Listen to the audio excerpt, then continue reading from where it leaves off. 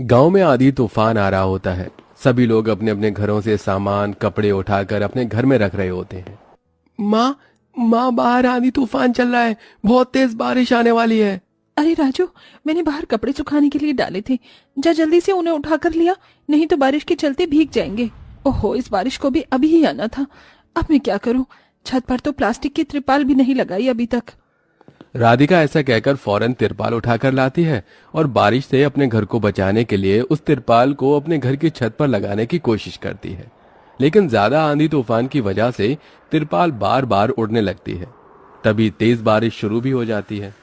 अरे ये क्या माँ, बारिश शुरू हो गई, अब हम लोग क्या करें? चलो बच्चों, घर के अंदर चलो। अब हम लोग ये तिरपाल घर की छत पर नहीं लगा पाएंगे। इससे अच्छा है कि बारिश से बचकर घर के अंदर ही रहें। राधिका अपनी बेटी और बेटे के साथ घर के अंदर आ जाती है, जहां एक खाट पर उसकी सास लेटी हुई है। अरे बहू, बाहर बारिश हो रही है, अब कुछ ही देर में छत से पानी टपकने लगेगा। कितने दिन से कह रही थी अर्जुन से कि बेटा छत पर तिरपाल लगा दे, लेकिन वो मेरी बात सुनता ही नहीं है।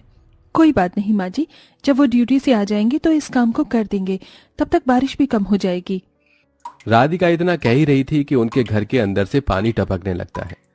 पानी को टपकता हुआ देख राधिका और उसके दोनों बच्चे फौरन घर के बर्तन उठाते हैं और टपक रही जगह पर लगा देते हैं। हे भगवान, घर के अंदर पानी टपकने लगा। अब थोड़ी ही देर में घर के अंदर पानी भी भर जाएगा। सही कहा माँ आपने, अगर हमारा घर पक्का होता तो ऐसा ना होता। आप हमारे घर को पक्का क्यों नहीं बनवा देती हो? अरे बेटी, घर पर पैसा लगाना तो बहुत दूर की बात है। अभी घर में 2 वक्त का खाना मिल जाए, वो ही बहुत बड़ी बात है। राधिका ऐसा कहकर आरती को पढ़ाई करने के लिए भेज देती है। आज अगर पैसे होते तो इतनी परेशानियों का सामना न करना पड़ता, और मैं अपने इस टूटे फूटे घर को या तो मरम्मत करवा लेती या फिर इसकी छत ही डलवा देती। पैसा न होने की वजह से राधिका अपने घर को पक्का नहीं करवा पाती। देखते ही देखते अब उनके घर में चारों तरफ पानी ही पानी भर जाता है और इधर अमीर घर के बच्चे और माता पिता सभी बारिश में नहा रहे होते हैं। अरे निर्मला, आज भी तुम बिल्कुल वैसी दिखाई देती हो जैसी शादी के समय दिखाई देती थी। पहली बार जब मैंने तुम्हें देखा था तब भी तुम भीगी हुई साड़ी में थी और बहुत जोरों से बारिश हो रही थी। हाँ, सही कहा तुमने, मुझे भी बहुत अच्छे से याद है वो दिन। इतनी तेज बारिश हो रही थी और तुमने मुझे मेरे घर पर छोड़ा था। बस तभी से मैं तुम्हारी फैन हो गई थी।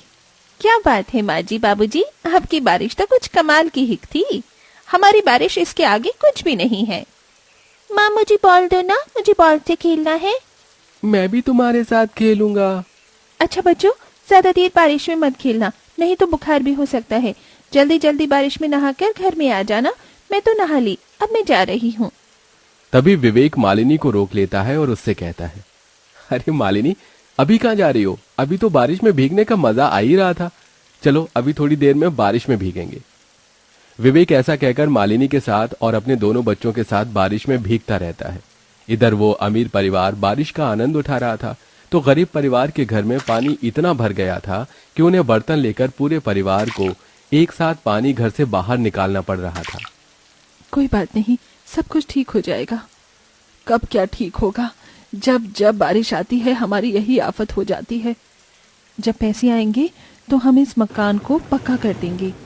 राधिका ऐसा कहकर सभी का हौसला बढ़ा रही होती है। पूरा परिवार बहुत ज्यादा परेशान था। जब जब बारिश होती है तो गरीब लोगों के साथ ऐसा ही होता है। किसी गरीब की पक्की छत नहीं होती तो किसी के घर में सीधा पानी भर जाता है। शाम के वक्त जब अमीर बच्चे राजू और आरती को घर से पानी निकालते हुए देखते हैं तो उनके ऊपर हंसने लगते हैं। अरे ये क्या, तुम्हारे घर में तो पानी भर गया है। पता है हमारे घर में चाहे जितनी भी बारिश हो जाए कभी भी पानी नहीं भरता। हम पानी कब तक निकालते रहोगे? चलो खेलने चलते हैं। हम नहीं खेलेंगे, हमें ये सारा पानी बाहर निकालना होगा, नहीं तो रात को सोने के लिए जगह नहीं बन पाएगी। हाँ, राजू ने बिल्कुल सही कहा, तुम दोनों जाकर खेल लो। इधर सोनू और श्रेया बारिश में पानी से खेल रहे होते हैं तो इधर आरती और राजू अपने घर से पानी निकालते हैं, लेकिन बारिश रुकती ही नहीं। वो बहुत ज्यादा थक जाते हैं, जिसके चलते थोड़ी देर बैठ जाते हैं। अब तुम दोनों थोड़ी देर आराम से बैठ जाओ। मैं तुम्हारी मदद करता हूँ, हम दोनों निकाल देंगे सारा पानी। राधिका और अर्जुन दोनों पति पत्नी मिलकर अपने घर से पानी निकालते हैं। जैसे जैसे बारिश खत्म होती है वो पानी निकालकर अपने घर को सुखा लेते हैं। हमें सरकार से बात करनी चाहिए। अगर हमें लोन मिल जाए तो हम अपने मकान को पक्का कर लेते हैं।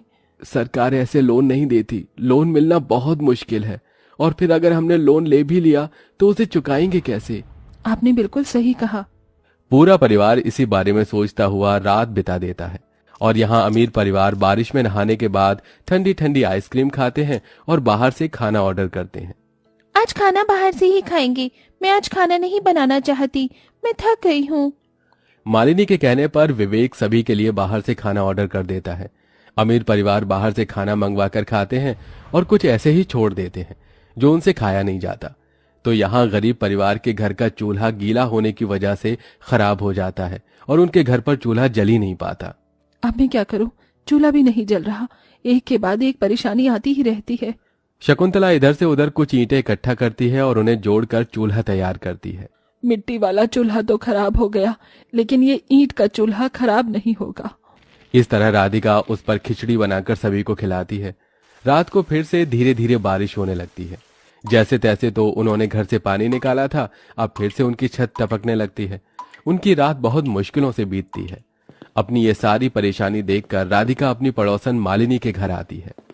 मालिनी दीदी, हमारे घर की छत बहुत कच्ची है, बारिश के चलते छत से पानी टपकता है और घर में भर गया है। बहुत परेशानी हो गई है। बारिश में हमें कुछ पैसे उधार दे दो, हम अपने घर की छत का थोड़ा काम करवा लेंगे। काहे के पैसे दे दूं? पैसे क्या पेड़ पर उगते हैं? मेरे पास कोई पैसे वैसे नहीं है। चले जाओ यहाँ से और दोबारा यहाँ मत आना। मालिनी ऐसा कहकर राधिका को वहां से भगा देती है। राधिका को बहुत बुरा लगता है और वो चुपचाप वापस अपने घर आ जाती है और इसके बाद इसके बारे में किसी को बताती तक नहीं। ऐसे ही कुछ दिन बीतते हैं और अब राधिका को एक दरोगा के पास मजदूरी का काम मिल जाता है। चलो 2-4 पैसे आएंगे तो उनमें से पैसे बचाकर घर पर रेत सीमेंट डलवा दूंगी और हो सका तो अपने पति के साथ मिलकर खुद ही छत की मरम्मत कर लूंगी। राधिका काम करने लगती है और काम करके वो जो पैसे कमाती है उनमें से वो घर का खर्चा भी चलाती है और कुछ पैसे बचाने की कोशिश भी करती है। जो पैसे वो बचाती है उन पैसों से वो रेत, बदरपुर और सीमेंट खरीद लेती है, जिसके चलते वो खुद अपने पति के साथ मिलकर अपनी छत की मरम्मत धीरे धीरे करने लगती है। ऐसे ही धीरे धीरे उनकी घर की मरम्मत हो जाती है और अब उनके घर में पानी टपकना बंद हो जाता है। लेकिन इधर अमीर घर पर छापा पड़ जाता है। जिस जमीन पर उनका घर था वो गैर कानूनी जमीन थी। देखो, अब तुम्हें यहाँ से ये घर खाली करना होगा।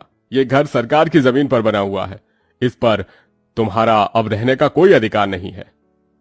ये कैसे हो सकता है? सालों से हम यहाँ रह रहे हैं, ऐसा पहले कभी नहीं हुआ। तुम बहुत सालों से यहाँ बिना टैक्स दिए रह रहे हो, तो सरकार तुमसे और पैसे वसूल लेगी। इससे अच्छा है कि तुम इस जगह को ही खाली करके चले जाओ। ऑफिसर ऐसा कहकर उन्हें खाली करने के लिए कहकर चले जाते हैं। अब अमीर परिवार को अपना आलीशान घर छोड़कर बेघर होना पड़ता है। उनके सिर पर छत तक नहीं थी। उनकी ये परेशानी देखकर राधिका उन्हें अपने घर में पनाह देती है। अरे मालिनी दीदी, इतने सालों से आप हमारी पड़ोसन हो, अब आपके ऊपर इतनी परेशानी आई है तो अब हमारे घर पर आप रह सकती हो, कोई परेशानी वाली बात नहीं है। ये सुनते ही मालिनी को वो दिन याद आ जाता है जब राधिका ने उसे अपने घर की छत की मरम्मत करवाने के लिए पैसे मांगे थे। मुझे माफ कर देना, तुमने मुझसे मदद मांगी थी और मैंने तुम्हारी मदद भी नहीं की थी, लेकिन आज तुमने मेरी मदद बिना कहे की, शायद इसलिए आज हमारा ये हाल हुआ है। कर्मों का फल हमेशा जल्द ही प्राप्त हो जाता है। शायद मुझे मेरे कर्म का फल पूरे परिवार के साथ मिला है। इस तरह मालिनी अपनी गलती को स्वीकार करती है। कुछ दिन वो राधिका के घर पर रुकती है और जब विवेक घर का इंतजाम करता है तो वहां से चली जाती है। अब गरीब परिवार की भी बारिश धीरे धीरे ठीक से जाती है। उन्हें पहले की तरह ज्यादा परेशानी उठानी नहीं पड़ती।